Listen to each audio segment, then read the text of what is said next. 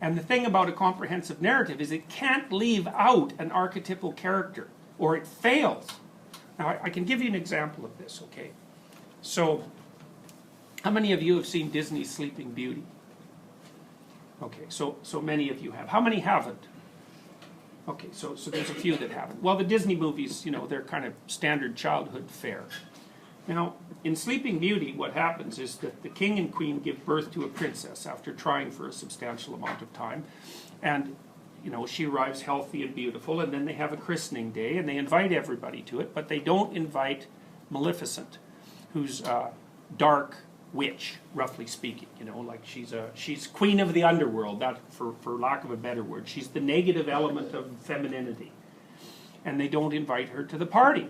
And so she shows up anyways and says that because they didn't invite her, their daughter's going to die when she hits 16, which is, you know, roughly the age of, let's say, sexual maturation for a story of that sort. Now, there's another little positive magic female in the story who mitigates that death sentence to protracted sleep. Well, the idea behind it, it's a very, very interesting story. It's an Oedipal story in a sense, because what it says is that if your parents protect you too much from the dark side of life when you're young, that what will happen when you start on the road to maturity is you'll be so naive and so fragile that you'll want to be unconscious instead of paying attention.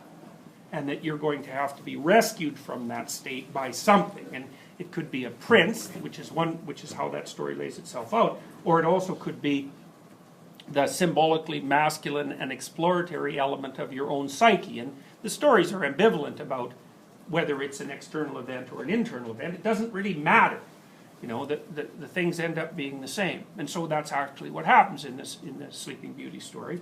You know, at the end, a prince who's also enslaved by this terrible negative feminine force manages to escape, and the Maleficent turns into a dragon, and he has to fight her, and then he goes and rescues the princess, and she wakes up, and the kingdom's rejuvenated, and everybody's happy. It's a classic story.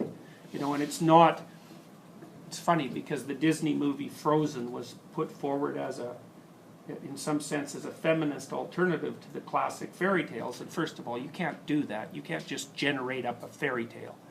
You know, there's recent evidence that some of these fairy tales, the ones that the Grimm brothers and Hans Christian Andersen collected, are up to 10,000 years old. You can't just come up with a counter fairy tale. That's just not how it works. And the way that fairy tale is structured, it has nothing to do with the necessity for anyone to rely on anyone else for anything. It's a complex portrayal of the dynamic relationship between archetypal characters. And, you know, it's one form of the story. There's lots of different forms of the story. But what I like about Sleeping Beauty, for example, and this is what's nice about the real fairy tales, is that along with the positive, there's negative, and it's real negative. Like, real fairy tales are terrifying. Like, who is it? Is it in Sleeping Beauty or in Snow White? I don't remember. In one of the famous Grimm fairy tales, one of the evil sisters ends up dancing in red-hot shoes till she dies. You know, they're very, very violent and unsettling, and it's because they have the quality of genuine folktales. But the reason for that is because they're dealing with real things. Like the Hansel and Gretel story is a good example of that, right? Kids are abandoned out in the woods. They find something that's too good to be true. Inside this thing that's too good to be true is something that wants to fatten them up and devour them. It's a rough story. But what it's doing, the stories have evolved to represent the fundamental dynamic elements of existence if you conceptualize existence in terms of character. And the thing is, you have to conceptualize existence in terms of character if you're a person, because what you do in existence is act out your character. So your character is an element of existence.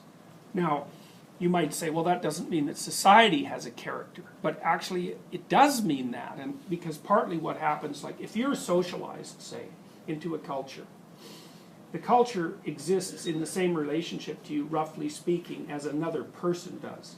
So, for example, if you put money in the bank, which is in principle a representation of your labor, what you're doing is entering into a contract with the broader social world, which is one of promise, essentially, where the future society promises to return your value at a future date. So it's a contractual relationship. And the reason that God the Father is a very common representation is because treating the they in Heideggerian terms, the others in Heideggerian terms, as if they're an embodied entity actually works.